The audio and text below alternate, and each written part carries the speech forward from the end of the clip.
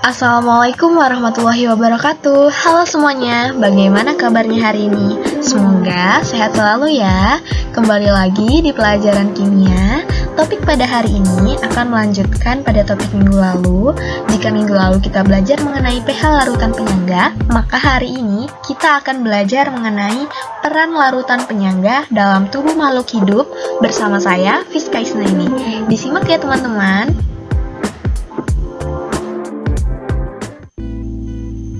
Oke, sebelumnya coba kalian perhatikan. Di sini terdapat suatu sel, di mana ini merupakan sel darah, di mana cairan dalam tubuh itu mengandung sistem penyangga untuk mempertahankan nilai pH. Hal ini karena untuk menghindari kondisi fatal bagi tubuh bila pH itu di luar rentang pH normal. Dalam sistem darah, itu terdapat sistem penyangga yang terdiri dari asam dan basa konjugatnya. Penyangga ini dapat mempertahankan pH darah agar tetap normal, yaitu berkisar dari 7,3 sampai 7,45.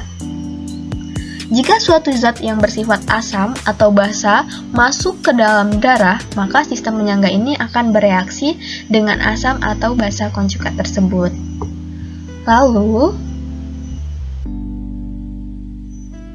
Oke, di sini ada gambar yang menarik.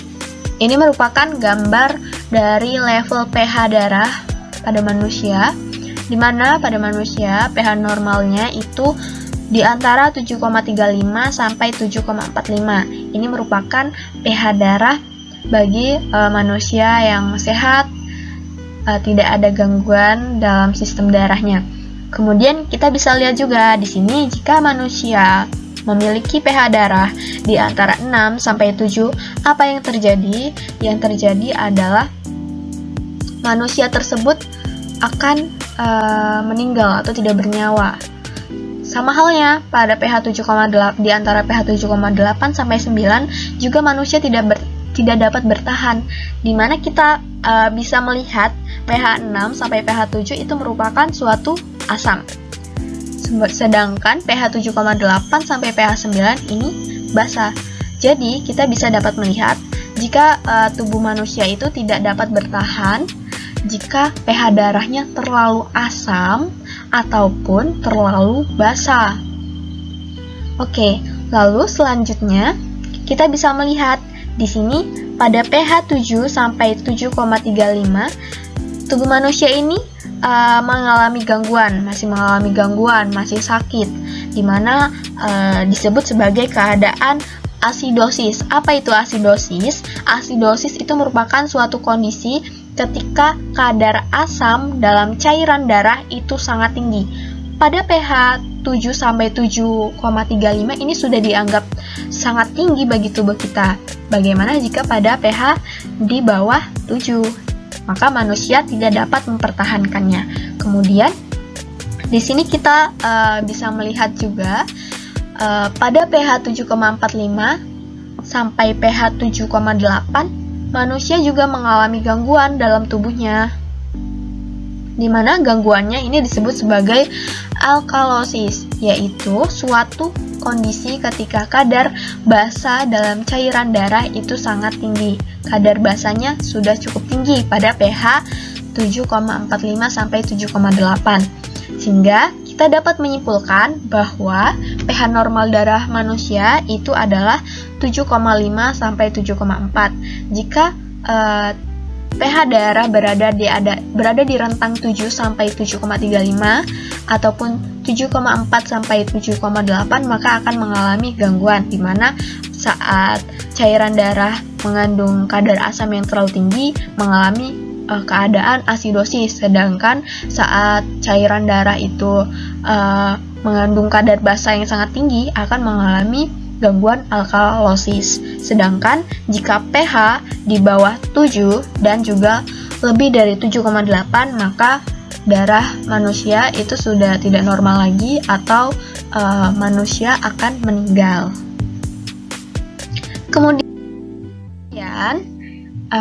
kita bisa tahu bagaimana larutan penyangga dalam tubuh itu. Kita tahu reaksi kesetimbangan larutan penyangga dalam darah itu seperti ini. di mana H2CO3 ditambahkan OH- HCO3 plus H2O. HCO3- plus H+ menjadi H2CO3.